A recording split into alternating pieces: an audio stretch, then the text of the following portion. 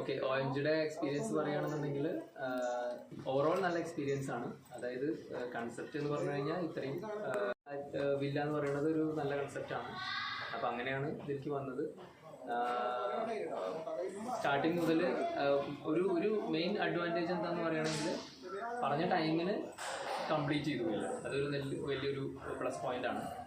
കാരണം പല വില്ലകളും പല ഫ്ലാറ്റാണെന്നുണ്ടെങ്കിലും നമ്മൾ എമൗണ്ട് വാങ്ങിച്ചിട്ട് കുറേ ടൈം എടുക്കും അത് കംപ്ലീഷൻ ചെയ്യാൻ. അപ്പോൾ അതൊരു പറഞ്ഞ ടൈമിന് കംപ്ലീറ്റ് ചെയ്തു എന്നുള്ളത് നല്ലൊരു കാര്യമാണ്. സ്ക്വയർ ഫീറ്റ് കുറവുള്ളതിൻ്റെ പരിമിതികളുണ്ട്. അപ്പോൾ അതിൻ്റേതായിട്ടുള്ള കാര്യങ്ങൾ പല പ്രാവശ്യം സൈറ്റിൽ നിന്നായാലും ശരി ഒരുപാട് വട്ടം കമ്മ്യൂണിക്കേറ്റ് ചെയ്ത് അതിനനുസരിച്ചിട്ടുള്ള ആൾട്ടർനേറ്റീവായിട്ടുള്ള അറേഞ്ച്മെൻറ്റ്സും കാര്യങ്ങളും ചെയ്തു തന്നു. അതന്നെ വലിയ നല്ലൊരു കാര്യം. പിന്നെ എപ്പോഴും റെസ്പോൺസ് കിട്ടിയിരുന്നു. നമ്മൾ വിളിക്കുമ്പോഴും ഇമ്മീഡിയറ്റ് റെസ്പോൺസ് വന്നിട്ടുണ്ടായിരുന്നു. ഇപ്പോൾ OMGയുടെ അടുത്താണെന്നുണ്ടെങ്കിലും സൈറ്റിൽ നിന്നാണെന്നുണ്ടെങ്കിലും സെയിൽസിൻ്റെ സൈഡിൽ നിന്നാണെന്നുണ്ടെങ്കിലും നമുക്ക് നല്ല ഫീഡ്ബാക്കാണ് കിട്ടിയത്. ബഡ്ജറ്റ് ഫ്രണ്ട്ലി ആയിട്ടുള്ള വീടാണ്, വില്ലാണ്. അപ്പോൾ പേരെടുത്ത് പറയുകയാണെന്നുണ്ടെങ്കിൽ എല്ലാവരും മധു, സായുഷ്, സിതാര എല്ലാവരും നല്ല